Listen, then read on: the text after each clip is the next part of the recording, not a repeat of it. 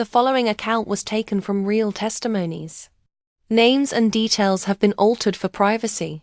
I spotted him on my second day in the mountains. He was a thin man, maybe in his late 30s, wearing a faded red jacket and carrying a backpack that looked too small for a long hike.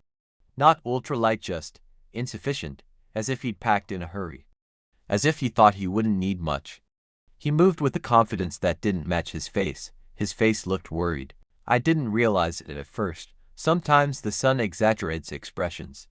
But once, as he turned and the light shifted, I saw it clearly. His eyes weren't scanning the trail. They were searching. That's when I understood. He was pretending not to be lost. I was halfway through a solo 4-day hike through the Julian Alps in Slovenia.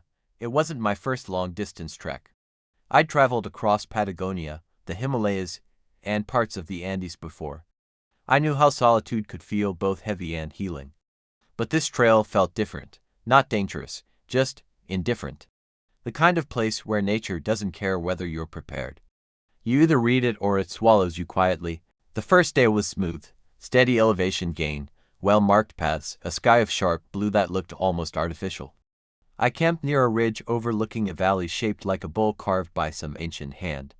I slept soundly, wrapped in the silence only high places can offer.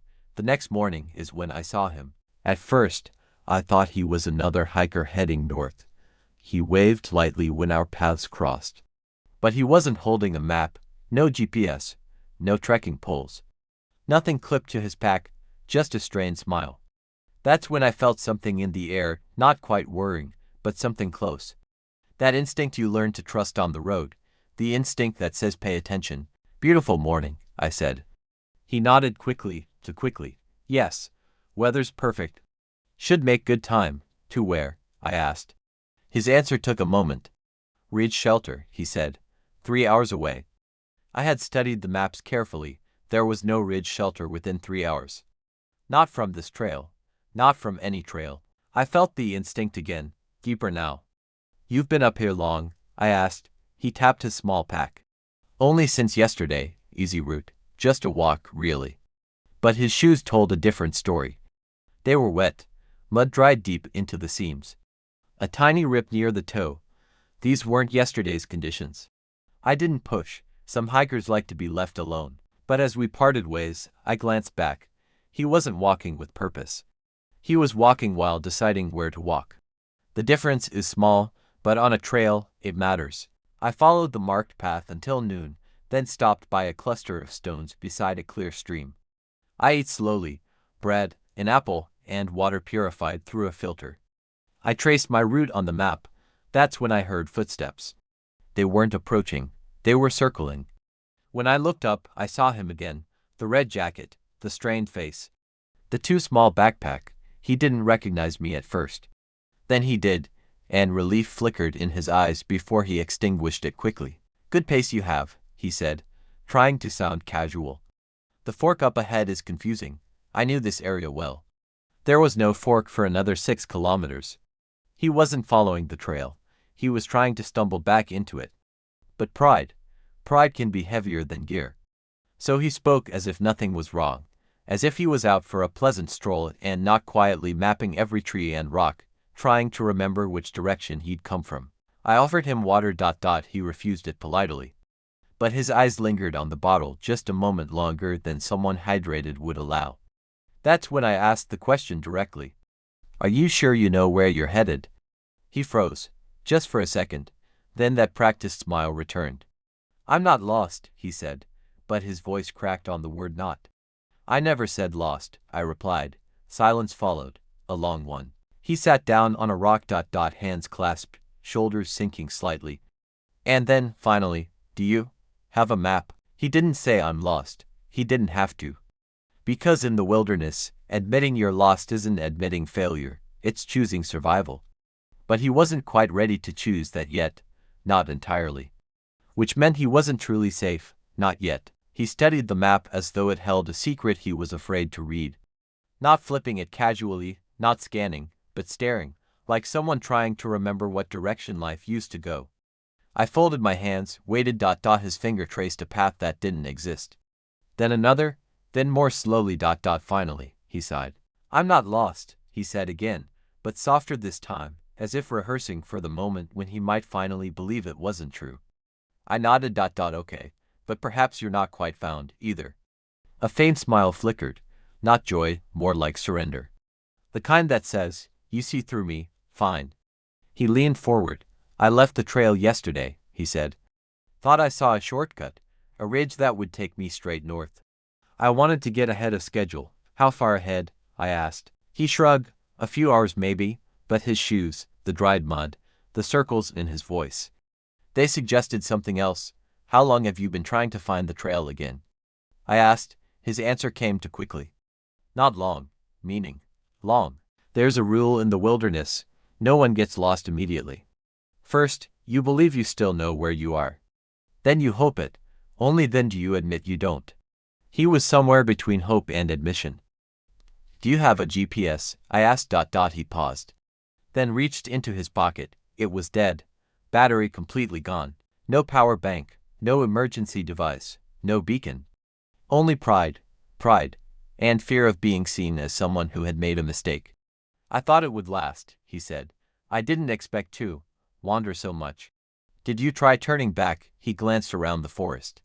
I did, but then everything looked the same. His voice tightened. Almost like he wanted to say more, but didn't know how. Are you hiking alone? I asked. His shoulders stiffened. A beat passed, then another. He nodded, but his eyes said something different. Yes, he said, but the word didn't feel whole. It felt like half a truth. We sat quietly, listening to the stream. Wind brushed against the trees above us. I watched his eyes. They weren't looking at nature. They were searching memory. Then he said something I didn't expect. I used to hike with someone. The words slowed down, heavy now. But not anymore. I let the silence settle. Sometimes silence is safer than a response. Then he whispered, she always said if we got separated, I should stay calm and follow the last direction we had taken. Who? I asked gently. He looked at the trail, at the brief path ahead, and the long one behind, a friend. But the way the word left his mouth, it felt like a name he couldn't say anymore. He didn't cry. He didn't break. But the grief was there. Not loud, not dramatic. Just steady, and sometimes, that is the worst kind. Because hidden grief isolates more than spoken grief. Not acknowledging it means carrying it, alone. And I understood, finally, what was really happening. He wasn't just lost in the mountains, he was lost in his life. And hiking was his way of pretending he still knew which direction things were going. But the trail doesn't care about pride, it only cares about truth. And he was finally standing, at the edge of it. I have a compass, I said gently. I also know the trail you're trying to find. He nodded, but slowly, and certain. You can keep walking ahead, I continued. Or we can walk together, just until the next marker. He hesitated, then said quietly. Walking together might not be a bad idea. There it was, not surrender, trust. He wasn't ready to admit he was lost, but he was ready to stop pretending he wasn't. And sometimes, that's enough, to survive. We walked side by side, not close, but not too far apart. That polite distance people maintain when they aren't strangers anymore. But aren't quite friends either. The wind had changed direction. It blew from the north now, colder, signaling a shift. The kind that happens in the weather, and sometimes in people. I led the way for a while, checking the compass occasionally, pacing us steadily. He followed with quiet footsteps, not saying much, but I could feel a subtle pull behind me. Like something in him wanted to speak, but didn't know how to step forward. Finally, after half an hour, he spoke. How far until the marker? Maybe 3 kilometers, I said. Less if we keep this pace. He nodded, but there was something else in his expression, something he was working up to. Words that had trouble finding an exit. We kept walking. Eventually, he said, you hike alone often. Yes. Why? It clears the noise, I said. Lets me hear the thoughts underneath it. He stopped walking. That answer affected him. In a way he didn't expect. I slowed down, turned. His eyes were suddenly distant, focused inward. That used to be us, he said. Hiking cleared everything away. It always left room for what was real. Us? I asked softly. He didn't look at me. Just to the trees on the left, their leaves trembling slightly in the wind. I said she was a friend, he began quietly. But that wasn't all of it. Silence. Then, before she died, we hiked almost every month for years. No words, sometimes, just presence. My hands tightened subtly around the straps of my backpack. "I'm sorry," I said. He breathed in long, steady, like someone realizing a wound was still open. She always knew where we were on the trail, always, even without a map. Sometimes she would say, "Look around. The answer's right there." "And was it?" I asked. He nodded. "Yes, always. She never got lost." I waited. That pause was heavy, deliberate. "But I did," he said. And this time, his voice broke. He took off his backpack and sat on a fallen log. Not from exhaustion, but because he was ready to go somewhere inside himself. I sat beside him. "She died 6 months ago," he said. One of those sudden things, the kind you don't get to prepare for. We let the wine answer first. Then he added, "After that, I couldn't stay in any room where we once talked. Couldn't open a drawer she organized. Couldn't drink coffee in the places we used to sit together." A slow breath escaped him. "And I couldn't hike, not the trails we walked. Not even the nearby ones. I didn't want to see where her footsteps used to be." I understood, "So I chose this one," he said. "A new place, somewhere her memory wouldn't follow. Just for a few days." "And were you able to escape?" I asked. That answer came slowly. "I thought I was. But I think grief has better navigation than I do." I let the silence last. We both needed it. "Finally," he said, "I'm not afraid of the mountains. I think I'm afraid of walking them alone and admitting that she never will again." That was the moment I understood. He wasn't pretending not to be lost. Because he was careless, he was pretending. Because admitting he was lost would mean admitting he had already lost the one person who always knew the way. Getting lost was easy, accepting it was the hard part, not just here, in life. And I realized something else. Perhaps he left the trail on purpose, not by mistake, not to get ahead, but to see if, without her, he could still find his way back. "We should keep moving," I said. He nodded, grateful this wasn't conversation he had to finish with words. As we walked, the trees grew thinner, and the sky opened wide again. A bird circled high overhead. The wind softened, as though the atmosphere itself had listened to what he said, and decided to tread lighter. After a while, he asked, "Do you think moments exist just to make space for something to be said?" "Yes," I said. "I think maybe this was one of them." He looked forward, not down. And for the first time since meeting him, his steps felt purposeful. Not hurried, not anxious, just intentional. We reached it half an hour later, a wooden post, painted red, with a faded arrow pointing west. Not beautiful, not majestic, but certain. The trail was found. He stared at it for a few seconds longer than I expected. Not relief, more like respect. Then he asked, quietly, "Can I walk with you a little longer?" "You can," I said, "for as long as you need." He smiled, not rehearsed this time, just real. We continued west, to hikers who weren't quite strangers anymore. One who knew where he was going, and one who had just decided to try again. The forest felt different now, and maybe it was, or maybe he was. We followed the marker west. The trail narrowed, then widened again, twisting gently through a high meadow covered in small white flowers that swayed like they were breathing. The wind brushed against the grass in long waves, as if moving the entire field with a single exhale. For the first time since I'd met him, he wasn't scanning every tree, every ridge. He wasn't searching for clues. He was simply walking. Being part of the trail, not fighting it. Sometimes, healing isn't loud. Sometimes, it's just the choice to keep moving without forcing anything to change immediately. I didn't try to fill the silence. He didn't either. But something about the quiet felt better than conversation. It felt shared. By late afternoon, clouds gathered in a slow, gray blanket. It wasn't storm weather, but it was enough to say, "Stay close. Don't risk distance." I suggested we camp by a stream ahead. He nodded, not as someone following, but as someone agreeing. When we reached the water, he helped gather wood. Not mechanically, but calmly. His movements were sure again. Not confident yet, but intentional. As the campfire crackled, the sky turned a muted purple. He looked up at it for a while before speaking. "We used to say the mountains don't reveal things all at once," he said.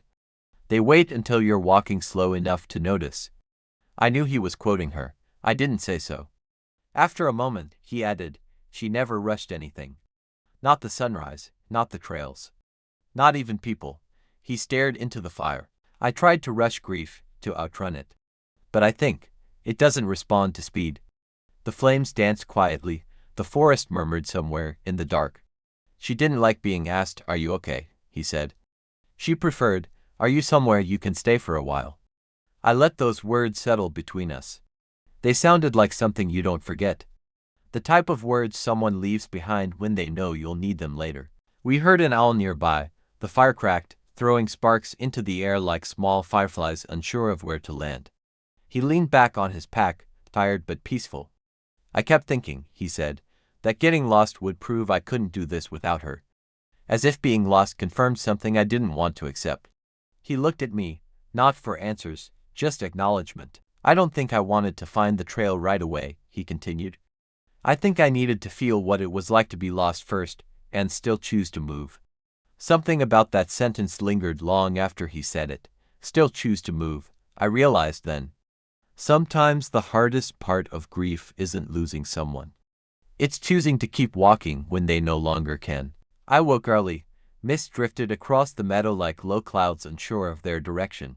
He was already awake, sitting cross-legged, hands folded, looking down the trail as if studying the day before it began. Did you sleep? I asked. A little, he said, then smiled. Enough. I recognized the echo of his earlier reply, his answer at the airport-like moment of waiting, but this time, it felt true. As we packed our gear, he paused. I think I'll hike back to the trailhead today, he said. Not because I can't keep going, but because I want to plan where I'm going next. His voice didn't tremble, his shoulders were still. A quiet choice had solidified in him. Not to escape the grief, but to travel with it more gently. Then he said something I'll never forget. I thought I came here to walk without her. But maybe I came here to learn how to walk with her memory, and not against it. The mist was lifting. The trail ahead looked clear. We shared breakfast in the rising sun. We spoke of maps, future hikes, places neither of us had gone but might, one day. Places where grief wouldn't be an end, just part of the path. Then we reached the junction, the place where he would turn south, toward the trailhead. And I would continue north. He stood still for a moment. Not lost, not pretending, just choosing. Finally, he said. Thank you for walking with me. You weren't lost, I replied gently. You just hadn't chosen your direction yet. He nodded slowly, as if saving the words for later. Then he turned south, not quickly, not uncertainly, but with a step that belonged to someone who had found something worth walking toward, and when the trees finally hid him from view, I felt the trail breathe quietly again, as if it, too, approved. I watched him disappear into the trees, a quiet silhouette against the morning light, not lost anymore, not pretending. Just walking with intention. Some hikers carry heavy packs. He carried something invisible, heavier than gear. Until he realized he didn't have to carry it alone. He once left the trail to escape grief, but the path led him to a different truth. We don't heal by avoiding where we are. We heal by choosing a direction, even if we still carry the weight with us. Because being lost isn't always about place. Sometimes it's about fear. Sometimes it's about pride. And sometimes it's simply about not knowing how to walk without someone beside you. But that morning, when he turned south at the junction, I knew he had found something more important than the trail. Permission to keep going, not instead of her, but for her. And from that moment forward, he didn't walk to outrun grief. He walked to live with it. That's how I met the hiker, who pretended not to be lost, until he finally chose to be found. The end.